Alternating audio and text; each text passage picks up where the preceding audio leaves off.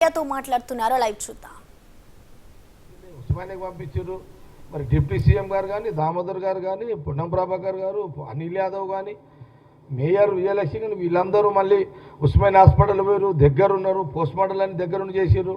JMC అధికారులు వాళ్ళ కుటుంబం వేరే వాళ్ళ కులస్తులందరికీ కూడా యావత్ ఆ కులస్తులందరికీ కూడా మరి వాళ్ళు కొంత బాధలు ఉంటారు, ఆవేదనలో ఉంటారు. వాళ్ళని ఓదార్చే కార్యక్రమం అధికారులు చేస్తున్నారు. అప్పటికే అక్కడ కొన్ని గంటలు మొత్తం ఎక్కడిదక్కడ అలర్ట్ చేసిర్రు. మళ్ళీ దీన్ని ఇంకో రకంగా ఎవరు ఇబ్బంది పడొద్దు అని పోలీస్ యంత్రాంగం, ఎంటైర్ పోలీస్ యంత్రాంగం అలర్ట్ అయిపోయింది. ఫోర్స్ అంతా దించారు, జాగ్రత్తలు తీసుకున్నారు. ఎందుకంటే ఇది మామూలు ఇన్సిడెంట్స్ కాదు. 17 మంది ఆ రకంగా చనిపోవడం అనేది ఎట్ ఎ టైం, కొన్ని ఒకటే దగ్గర ఒకటే ఇంట్లో అన్ని వాళ్ళ అక్కచెల్లెల పిల్లలు వాళ్ళు కొందరు ఎట్ ఎ టైం అనేది. ఇప్పుడు మా గవర్నమెంట్ కాంగ్రెస్ వీళ్ళు చనిపోయారు అనేది ఒక టెన్షన్, ఆడ పరిస్థితులు తెలుసుకునేది ఒక టెన్షన్, బయట ఎవరైనా బతికే అవకాశాలు ఉన్నాయనేది ఒక టెన్షన్. కాంగ్రెస్ గవర్నమెంట్ ముఖ్యమంత్రి రేవంత్ రెడ్డికి ఏముంటుంది, వాళ్ళు బతకాలని ఉంటుంది, బయటపడాలని ఉంటుంది. అదే సీఎం గారిని కోరుకునేది అంతే. ఇప్పుడు ఇదొక మాకు ఒక టెన్షన్ ఉంటే కిషన్ రెడ్డి వచ్చి ఒక టెన్షన్ పెట్టిండు. ఈయన రాజకీయం చేస్తున్నాడు ఒకడొచ్చి. ఇప్పుడు గుజరాత్లో దాదాపు ఒక వంతెన కూలి గుజరాత్ రాష్ట్రంలో, అక్కడ ముఖ్యమంత్రి బీజేపీ, ఈ దేశానికి ప్రధానమంత్రి మోడీ గారు బీజేపీ. ఆ రాష్ట్రంలో బ్రిడ్జి కూలిపోయి దాదాపు 140-150 మంది చనిపోయారు. రాహుల్ గాంధీ గారు ఏమన్నా విమర్శించారా? ఏమి ఇది మోడీ గారి కూలగొట్టిండు లేకపోతే అని అన్నాడా? ఆయన ఏమన్నాడు? రాహుల్ గాంధీ గారు చాలా బాధ అనిపిస్తున్నది ఆ బ్రిడ్జి కూలిపోవడము అని ఆవేదన వ్యక్తపరిచారు. అది మనం చేయాల్సిన బాధ్యత, మన పని అది. రాజకీయం చేయలే కాంగ్రెస్ పార్టీ, రాహుల్ గాంధీ గారు చేయలే. రాజకీయం చేయాలంటే చేయొచ్చు కదా. ఏం చేస్తారా? బ్రిడ్జి కూలిపోయిందాకా చూసిరా? బ్రిడ్జి మీరే గవర్నమెంట్దే కదా బ్రిడ్జి, మరి ఏం చేసిర్రు మీరు? అంతకుముందు అది కరెక్ట్ ఉందా లేదా? కూలిపోయేదాకా ఎందుకు చూసిర్రు? రెగ్యులర్ చెకప్ ఉందా లేదా? బ్రిడ్జు రోజు నిరంతరం ప్రజలు నడిచే బ్రిడ్జ్ కదా అని ఎప్పుడన్నా రాహుల్ గాంధీ గారు విమర్శించారా? లేదు. ఈ జ్ఞానం కూడా ఎందుకు లేదు బీజేపీ? కిషన్ రెడ్డి గారు మీరు ఎందుకు ఇది ఒకటి ఇదంతా ఎందుకండి?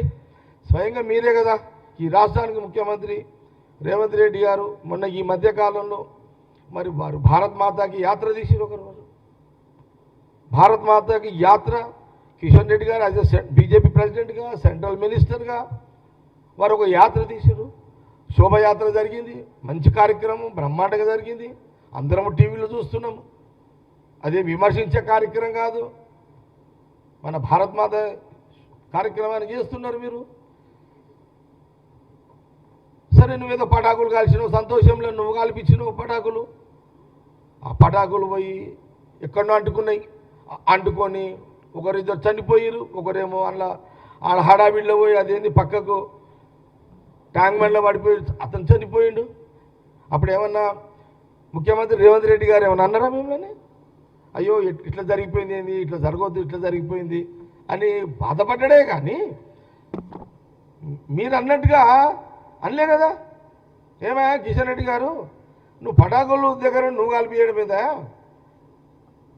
ఆ పటాకులు కాలవు, అసలు పటాకులే లేకపోతే ఆడ అంటుకునేదే కాదు. ఆ ఇద్దరు ముగ్గురు మరి వాళ్ళు చనిపోయే వాళ్ళు కాదు అని అనలే కదా. ముఖ్యమంత్రి రేవంత్ రెడ్డి గారు అనలేరు కదా. ఈ ఆలోచన మీరు ఎందుకు అట్లా మీరు నేను అటెంప్ట్ అయ్యారు?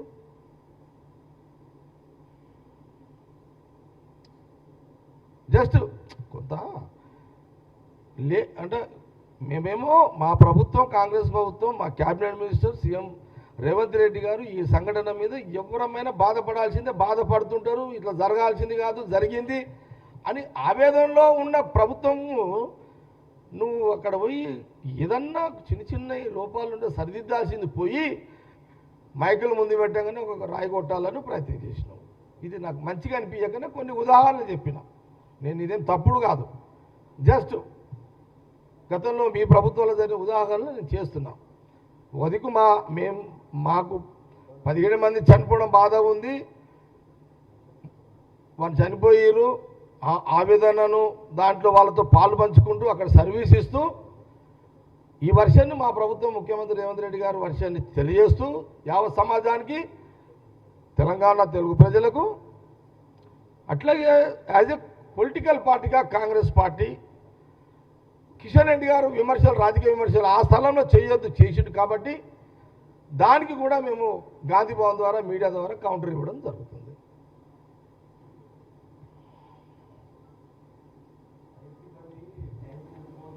అందుకే నేను అడుగుతున్నా కిషన్ రెడ్డి గారు, మీకు కేటీఆర్ భాష మోడీ గారి భాష అని ఒక మాట అడుగుతున్నా, అదొకటి చెక్ చేసుకొని మీరు మళ్ళా మీకు చెప్పాలనుకుంటే చెప్పొచ్చు.